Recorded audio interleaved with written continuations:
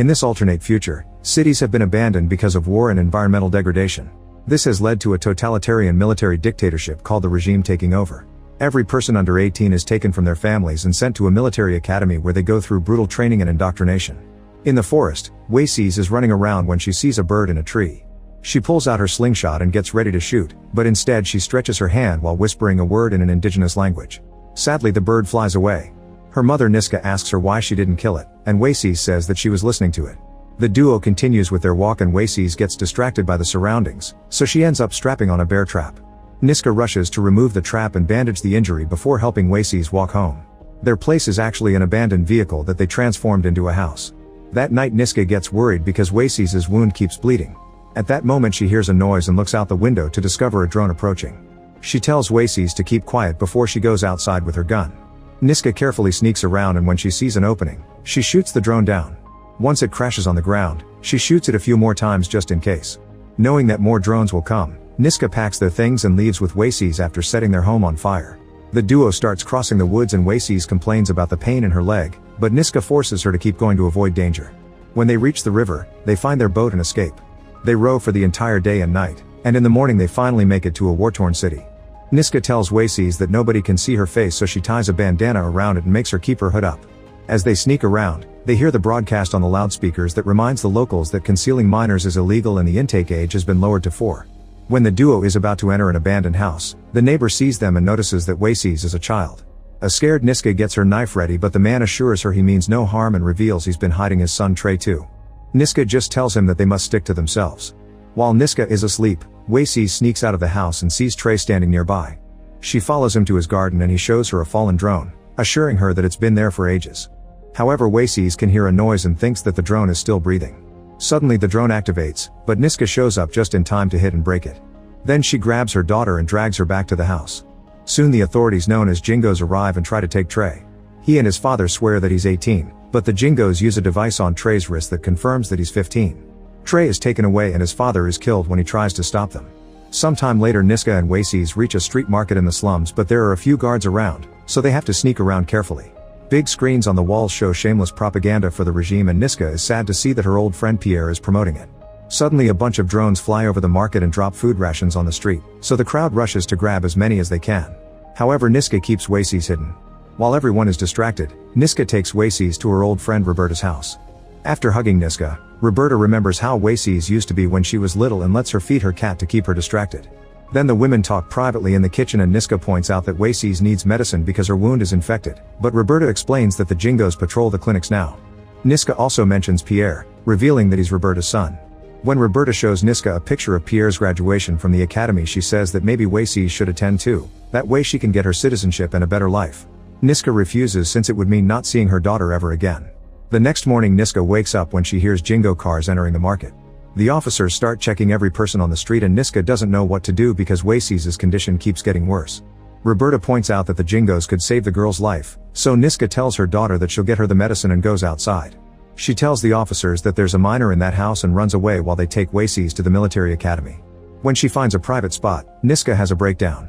10 months later, Niska is living poorly in an old apartment. She's befriended the locals and when she picks up food rations, she gives them to those who need them. Niska spends her day working at the market, where she's visited by her new friend Randy, who claims he's found something that will save them and asks her to meet him later. After work, Niska visits the fence outside the academy where people have put up a memorial for the kidnapped kids. Niska cries her heart out before adding Waysees' favorite toy. When she returns home, she finds some Jingos searching her building for a group of terrorists that attack the academy. Meanwhile, Waysees is up and healthy in the military academy. She follows every order and trains with the other kids without issues. In 1 week they'll have selection day, which means that a few chosen ones will be sent to Emerson State. When it's time to recite the pledge, Waysees doesn't repeat the words. In her bedroom, Waysees keeps adding details to the map of the academy that she keeps hidden in her bed. She overhears a girl being taken away and that night, she worries because the girl doesn't return. Sometime later Niska meets Randy at a bar. He explains he's found a guy who can get them a citizenship by reprogramming their IDs. However, the idea of living in Emerson doesn't appeal to Niska because she'd have to live with the upper-class jerks. Randy changes her mind by pointing out that this would allow her to see her daughter again. That afternoon Niska visits the memorial again and falls asleep. She wakes up in the evening and sees a wild horse nearby. She approaches it gently and manages to calm it down. There are other horses tied to trees nearby, so she tries to bring the lost one to them. At that moment she hears a voice and follows it to find Charlie with a laptop sending instructions through a microphone. Then two adults sneak out of the academy with some children, and Niska thinks they're abducting the kids, so she rushes to attack. The men immediately overpower her and cover her head with a bag. A few hours later they remove the bag and Niska finds herself in a dark room. Her captors explain she's in the land of the indigenous people known as Cree, and Niska reveals she's Cree too by speaking the language a little. This group has been pulling off conducting night raids to rescue their kidnapped children from the academy. The leader Ida asks Charlie to do a background check to confirm Niska's story since there's a chance she may be useful. Niska is taken to the bonfire outside where Charlie is sharing the story of what happened. She's introduced to the elder, who explains that long ago they were told a guardian would come from the north to save them. She believes that Niska is that guardian. The group celebrates the rescued children with some music and Niska is well fed. When it's time for bed, Niska waits until nobody is watching and goes out to explore the camp. There's a tent full of children and the mere sight of them makes her cry. Soon Ida finds her and Niska tells her about Wayce's situation. Ida is impressed that Niska managed to keep her child hidden for so long and welcomes her to her community. The next morning Niska wants to go home but the locals tell her that Wayce's is in danger. The academy pretends to be a place of education but actually trains the kids to become Jingo puppets. They can rescue Wayce's and bring her to Niska, but in return they want Niska to guide all the rescued children to a safe zone up north, which Niska thinks is a myth. The group assures it's a real place and that they need someone who knows how to live off the land. Niska claims it's impossible because the journey would take 3 weeks and she can't keep the kids hidden from drones for that long. Leo tells her that she needs to get Wayce's out now because if she's sent to Emerson, they won't be able to reverse the brainwashing. A frustrated Niska bursts out and Leo follows her, unable to understand why she wants Wayce's to stay with the Jingos. Niska points out that the Jingos have food, medicine, and education, then she runs away.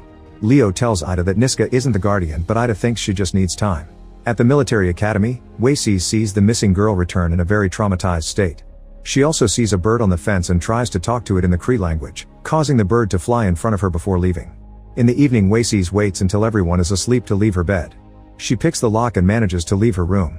Unfortunately, as soon as she runs outside, the alarm activates and the guards quickly catch her to lock her in a cell. The next morning Niska returns to her building and is devastated to discover that her favorite neighbor is dead. When she looks around, she notices even more bodies.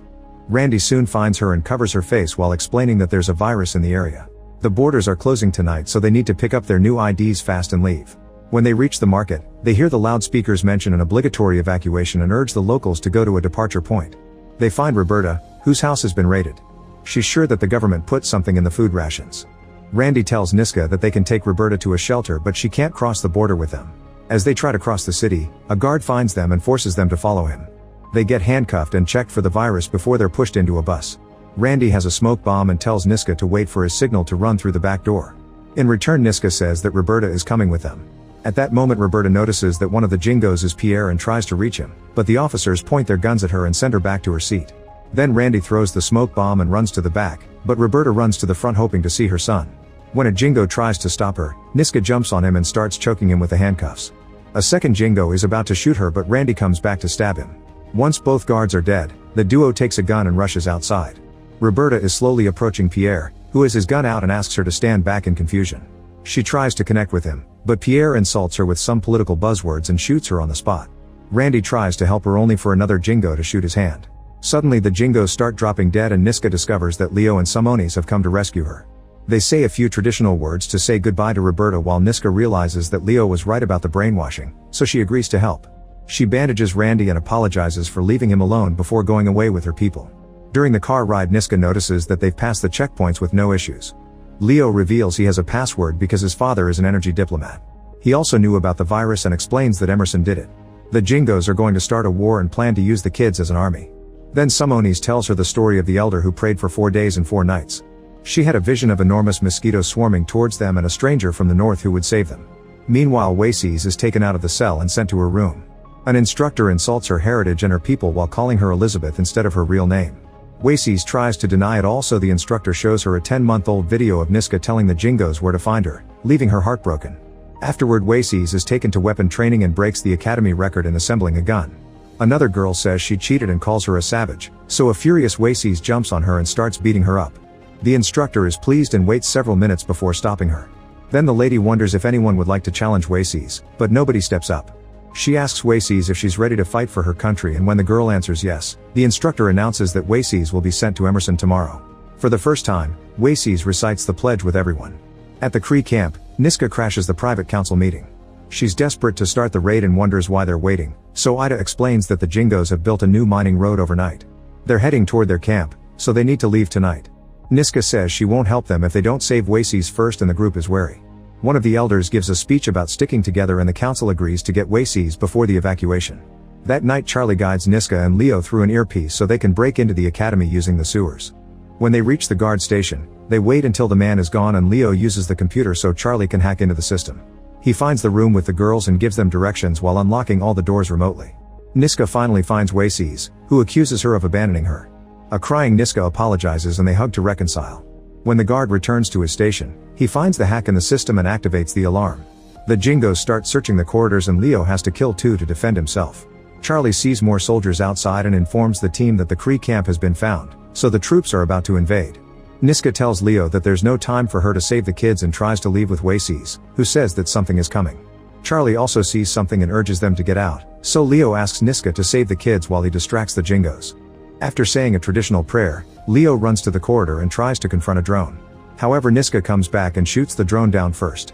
Then Niska tells Wacies to get all the kids out of the room while Charlie starts locking up doors to slow down the guards. Wacies also remembers the map she made and tells the group that she knows a way out. At the Kree camp, everyone is packing their things when they see the soldiers getting closer. Ida orders Summonis to lead the people in her name while she waits for the kids and gives an uplifting speech. As everyone gets into position, the soldiers arrive and ask them to surrender while throwing gas bombs at them. The warriors throw the bombs back as a truck arrives with Niska's group. They're surprised that the soldiers let them pass and Leo realizes they're trapping them on purpose. Wacies grabs her head because she hears a strange noise that nobody else can hear. Suddenly the sky fills with drones just like in the Elder's vision. Niska tries to make Wacies hide in the truck but she runs out to confront the soldiers face to face. She raises her hand and says the words she used on the birds, which allows her to control a drone. Charlie realizes that she's the real Guardian as she makes the drones point their guns at the soldiers, causing them to retreat. The Kree start to celebrate their victory, but one last soldier is hiding in the tall grass. He tries to shoot Wacies, so Niska jumps in to act as a shield. Summonis quickly kills the soldier while everyone runs to check on Niska, who is slowly dying. The group covers her with a blanket and Wacies cuddles her mother to keep her company in her last moments.